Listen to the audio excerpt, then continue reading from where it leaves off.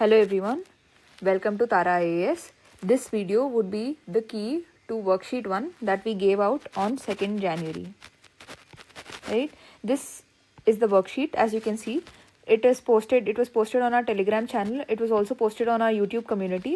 I hope all of those who are following the classes have solved all of these questions. In this video, I'll be explaining in short about each and every question. Please compare these solutions with the solutions that you have already done in your notebook. First ఈ క్వశ్చన్లో చిన్న corrections ఉన్నాయి. ఇది EF కాకుండా EF 0 అని రాసుకోండి. మీరు ఇట్లా కరెక్ట్ చేసుకోండి.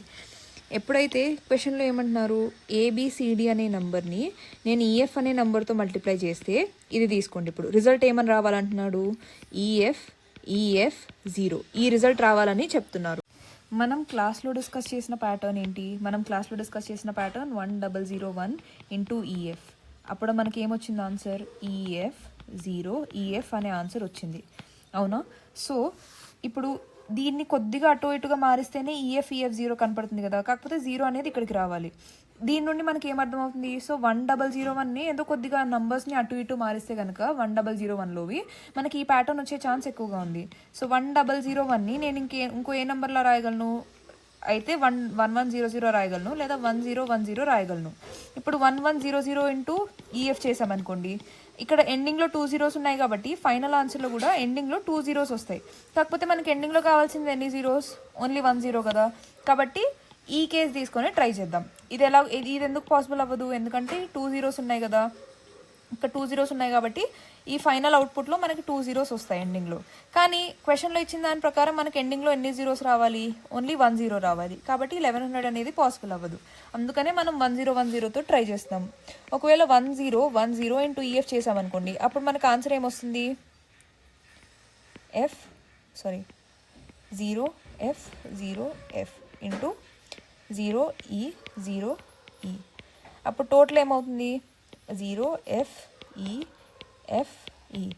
అంటే అవుట్పుట్ ఏమొచ్చింది మనకి, ఈఎఫ్ 0. క్వశ్చన్లో అడిగిన దాంతో మ్యాచ్ అవుతుంది కదా, ఈఎఫ్ 0.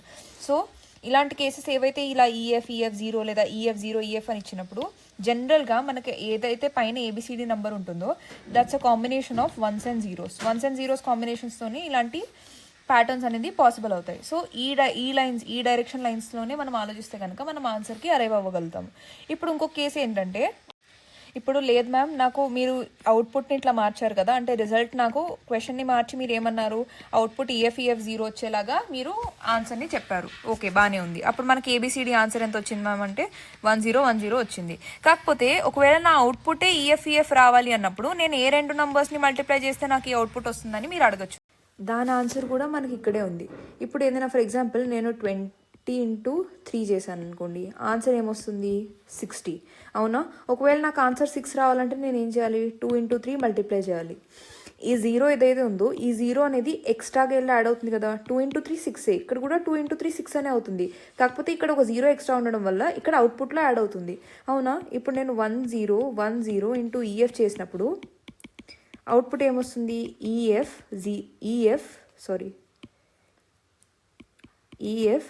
0 అని వస్తుంది. అంటే ఈ 0 వెళ్ళి ఇక్కడ ఎక్స్ట్రాగా 0 యాడ్ అవుతుంది అని అర్థమవుతుంది మనకి ఈ కేసుతో కంపేర్ చేస్తే కనుక. ఓకే, ఇప్పుడు ఒకవేళ మనం ఈఎఫ్ అవుట్పుట్ రావాలనుకోండి, ఇక్కడ ఈఎఫ్ 0 బదులు ఈఎఫ్ అవుట్పుట్ రావాలనుకోండి, అప్పుడు ఈ 0 ఒకటి తీసేస్తే అయిపోతుంది కదా. అంటే మీనింగ్ ఏంటి, 101ని ఈఎఫ్తో మల్టిప్లై చేస్తే కనుక మనకు ఆన్సర్ ఈఎఫ్ వస్తుంది. సో క్వశ్చన్లో యాజ్ ఇట్ ఈజ్ ఇచ్చిన అవుట్పుట్, ఇది ఏదైతే అవుట్పుట్ ఇచ్చారో యాజ్ ఇట్ ఈజ్ తెప్పించాలంటే మనకి 101 ఇంటూ ఈఎఫ్ చేయాల్సి వస్తుంది. ఒకవేళ లేదు మ్యామ్, మీరు ఏదైతే మార్చారో ఈఎఫ్ 0గా మార్చారో దానికి సంబంధించిన అవుట్పుట్ రావాలంటే మనం 1010 ఇంటూ ఈఎఫ్ చేయాలి. అప్పుడే మనకు ఆన్సర్ ఎంత వస్తుంది, EF 0. I hope it is clear right now. ఈ క్వశ్చన్లో ఏమంటున్నారు, consider 2 digit number AB. Okay, ఇది 2 digit number, 3 digit number PQR. Now write the value of sum of these two numbers as discussed in the class. Write the value అంటున్నారు. మనం AB plus PQR అని రాయలేము, ఎందుకంటే value some, దీని value ఏంటి, దీని value ఏంటని రాసి ఆ రెండింటిని యాడ్ చేయమంటున్నారు.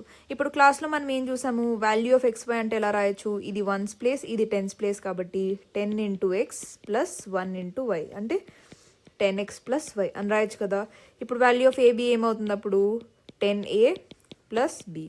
సిమిలర్గా వాల్యూ ఆఫ్ పీక్యూఆర్ ఏమవుతుంది 100p + 10q + r. ఇప్పుడు ఈ రెండింటి నంబర్స్ని సమ్ అంటే ఏంటి, యాడ్ చేయడమే కదా. సో ఏబి + పీక్యూఆర్ వాల్యూ ఏమని రాయొచ్చు మనం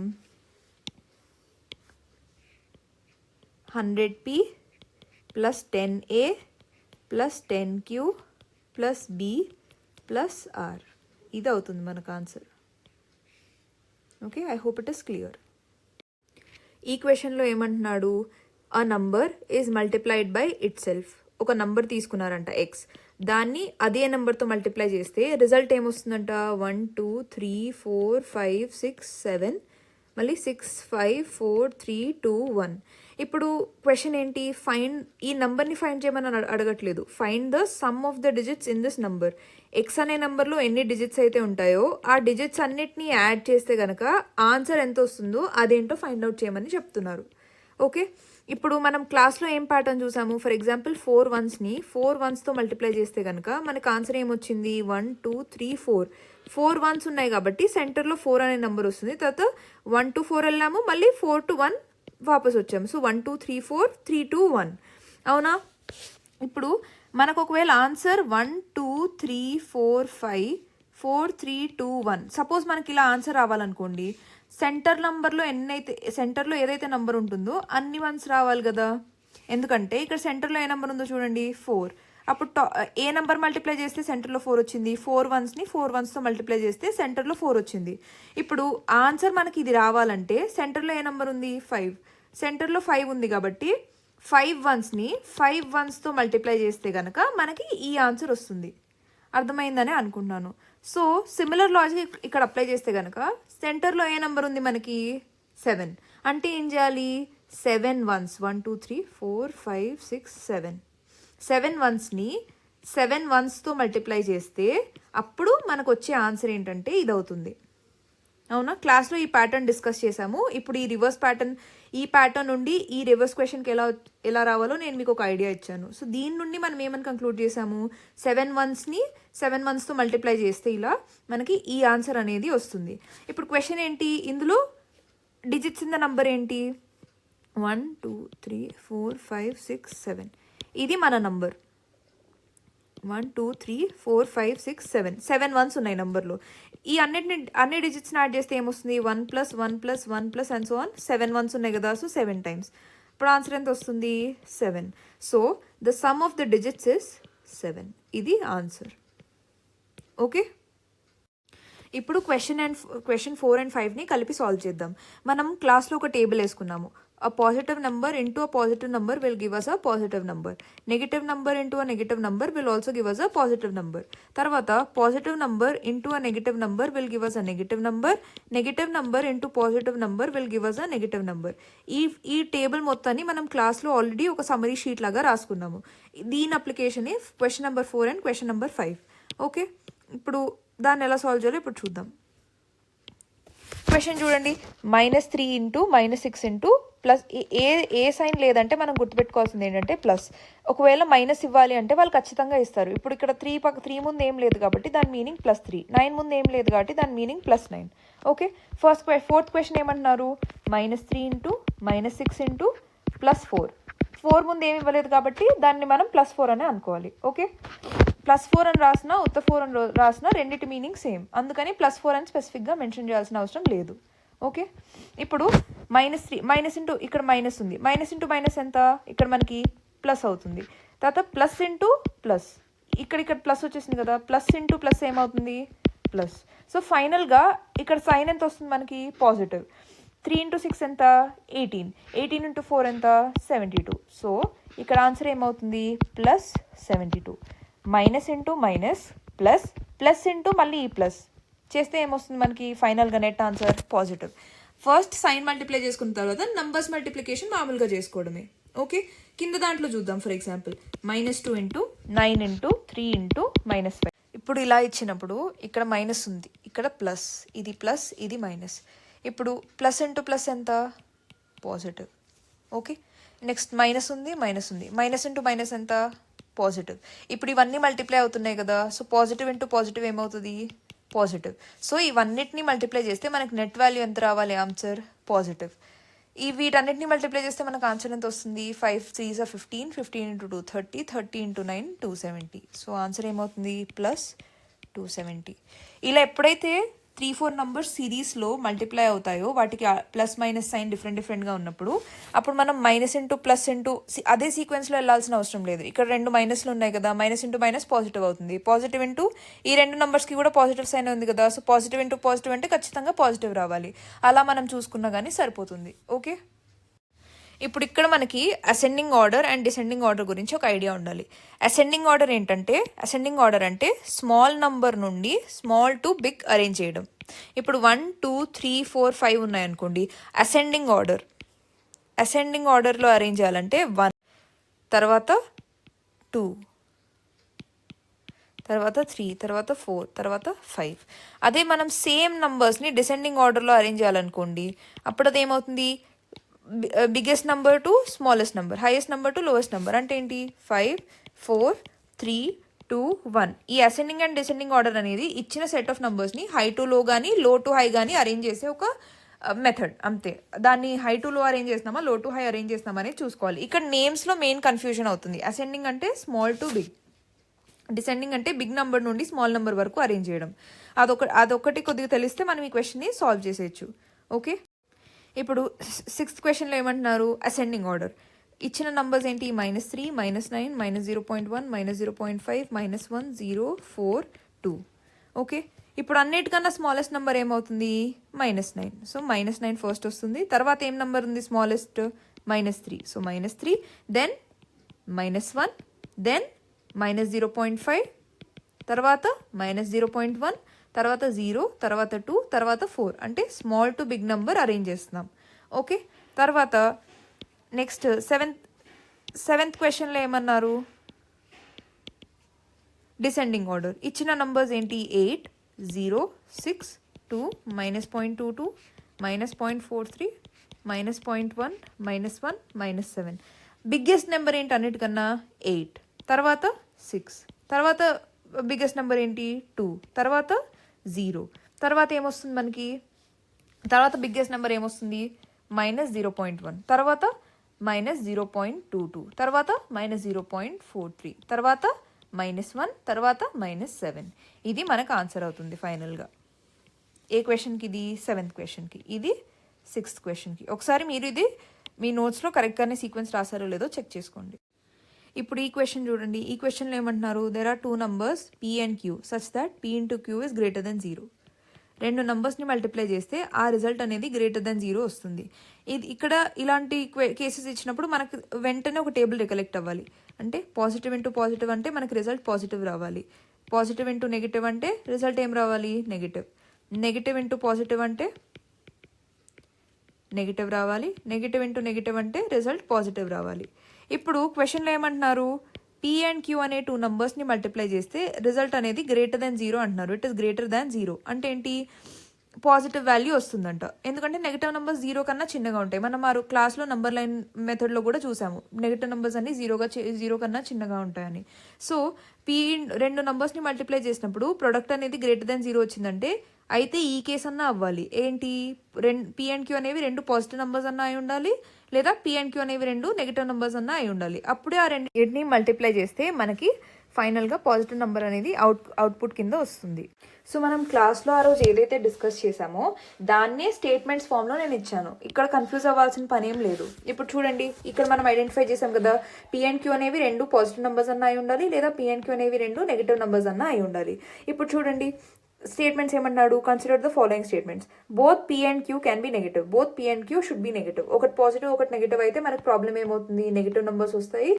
నెగిటివ్ నెంబర్స్ అనేవి 0 కన్నా చిన్నవి. సో మనకి క్వశ్చన్లోనే ఇచ్చాడు కదా, P and Q has to be greater than 0 అని. గ్రేటర్ దెన్ 0 రావాలంటే compulsory both have to be positive. Okay, so first statement is correct because both P and Q are negative అంటే మనకి రిజల్ట్ ఏమొస్తుంది, positive. So first statement is correct. Then second statement ఏమంటున్నారు, only one of P and Q can be negative. If one of P and Q is negative problem ఏమవుతుంది, the result is negative, so it is less than 0. ఈ case అనేది possible అవ్వదు. తర్వాత third ఏంటి, P and Q can be positive. Correct. రెండు positive అయినప్పుడు కూడా మనకు రిజల్ట్ ఏమొస్తుంది, positive. How many of the above statements are correct? First statement is correct, third statement is correct. So how many are correct? 2 only. I hope it's clear. ఇప్పుడు ఈ question చూడండి, ఏమని చెప్తున్నారు, how many pairs x and y are possible in each of the following cases. ప్రతి కేసులో మనం X and Y ఎన్ని combinations పాసిబుల్లో చూడాలి. ఈక్వేషన్ ఏంటి, X plus why is equal to 4లో ఎక్స్ వాల్యూ ఏంటి, వై వాల్యూ ఏంటి పెడితే అప్పుడు X plus Y value equal to 4 అవ్వాలి. ఇప్పుడు ఫస్ట్ కేసు ఏమని ఇచ్చారు, X is a whole number and Y is a natural number. ఇక్కడ మనకి whole number and natural number గురించి ఒకసారి రికలెక్ట్ చేసుకుంటే కనుక, హోల్ నంబర్ అనేవి 0తో స్టార్ట్ అవుతాయి, 0, 1, 2, 3 and so on. Natural numbers అనేవి 1, 2, 3తో స్టార్ట్ అవుతాయి. ఓకే, ఇప్పుడు ఎక్స్ అనేది హోల్ నెంబర్ అంటున్నారు కాబట్టి ఎక్స్ ఏమేమి వాల్యూస్ తీసుకోగలదు, 0, 1, 2, 3, 4 అండ్ సో ఆన్ ఇలాంటి వాల్యూస్ తీసుకోగలదు.